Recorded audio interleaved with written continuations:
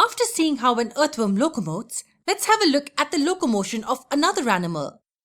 This time we take a slightly higher animal compared to an earthworm.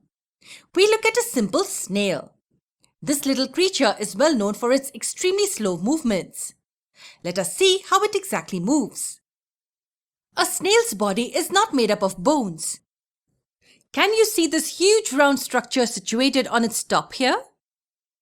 This is nothing but the shell of the snail. The shell, although not made up of bones, is still very tough and forms a protective exoskeleton for the snail's body. An exoskeleton is the external skeleton that supports and protects an animal's body. This exoskeleton is present in the form known as shell in a snail. Does the shell help the snail move in any way? No, it does not. This part is only meant for protection. The activity of locomotion is carried out by the body that resides inside this shell. When it's about to move from one place to another, the snail gets its head region as well as the mass at lower end out and then helps it move. How does the mass help in locomotion? Well, if we observe the snail from its lower end while it's moving, we notice the thick structures adhering to the surface and helping the body to move ahead. These structures are like the foot of the snail that bears strong muscles. The muscles enable the snail to move.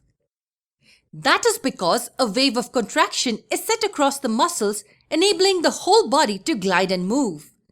But tell me one thing, if the snail's body is so soft, then doesn't it get injured while gliding on rough or sharp surfaces? As a matter of fact, the snail has a solution for this. The lower portion of its body secretes a slimy sticky substance called the mucus. This mucus contains around 98% water and the remaining 2% are sugars and proteins of different types. The mucus forms a thick protective covering over the complete surface of the lower part, enabling it to glide easily on hard and rough objects equally well. Tell me one thing. What will happen if I move my hand over a sharp surface like a blade or a knife? Needless to say, it will get cut.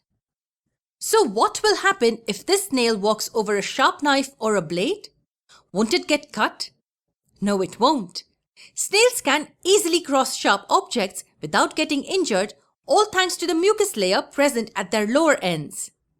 This is how, in spite of absence of bones, a snail can move efficiently over any surface without getting injured.